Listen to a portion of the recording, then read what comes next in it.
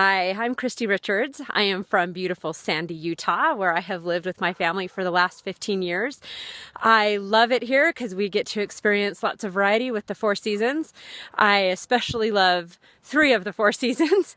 I could probably do without winter, but I do love it in Sandy. I love nature. I have brought you out on a walk with me today because it is a beautiful, almost sunny day, and it's nice to get out during these winter months.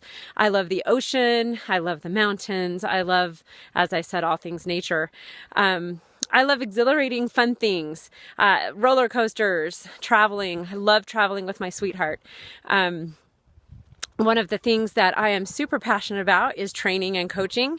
I own a company called Elevated Connections, where I get the opportunity to coach people in their relationships. I coach families, I coach couples, I coach children. In fact, my coaching started with coaching teenagers and parents and teenagers in those relationships. And that's really been rewarding for me to watch, to help those people develop in their relationships and watch them grow.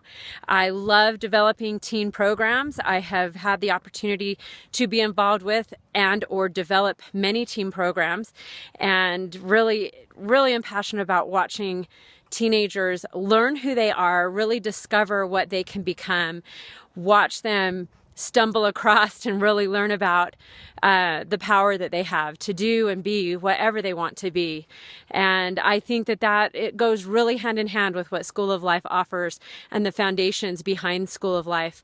So I really believe in everything, all the fundamentals that are in the School of Life program. I think it's a really great fit because of my passion for training and my passion for teenagers. The attached video that you will see is of me training in a program I've been involved with for the last 4 years called Live Big. It is a program mostly for adults. And the snippet, it's a 3-day seminar that people go to learn more about themselves and to learn how to live just a little bit bigger. The snippet you'll see from me is me training some parents in a parent portion of that program.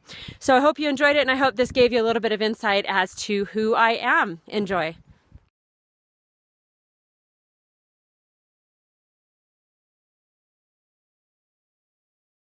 But in our journey of what we've been through in the last 3 days, would you not agree that everything that you're seeing on the walls, everything that you've learned,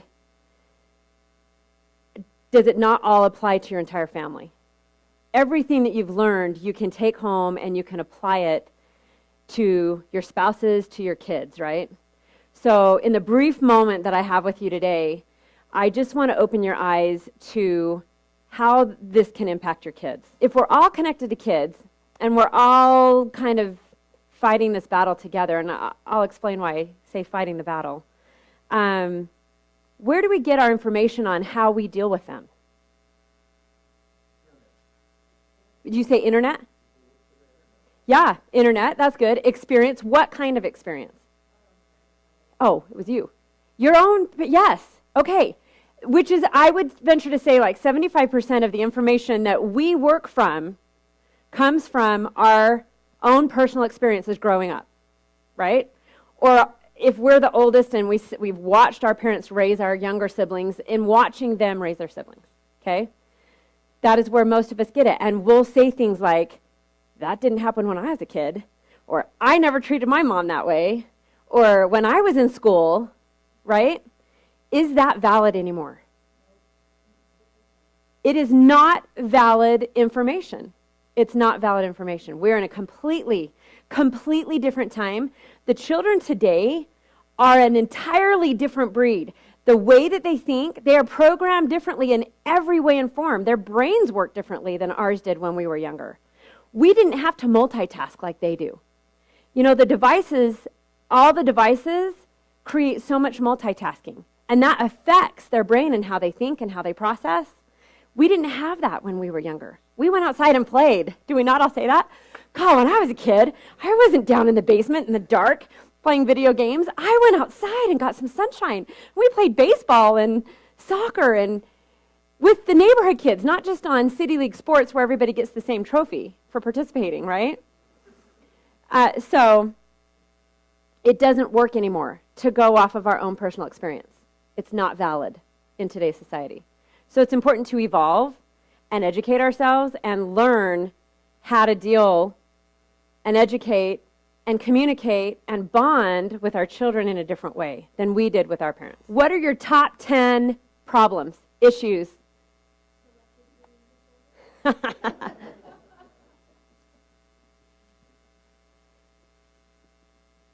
Okay? Keep hollering them out. What about the hormones? Mood swings. I didn't want to put words in your mouth. I think that there's some big ones here, and I think that these are close to the top 10. I mean, these are the situations that we're dealing with all the time. With the disrespect, do you hear it the other way around?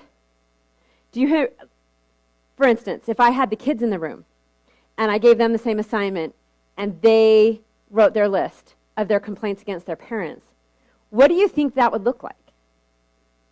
What do you think you would hear?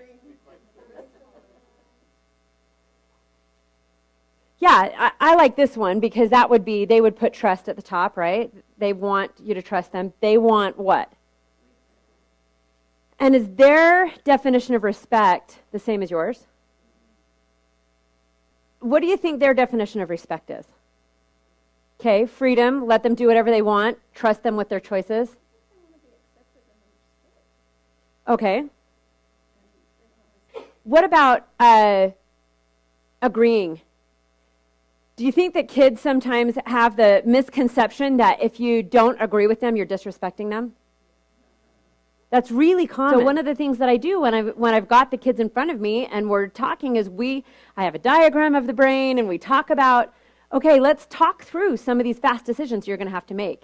And what happens when you have a super really important decision, life decision, that you need to make and your parents aren't here or your teacher's not there and you're faced with it, how are you going to handle that situation?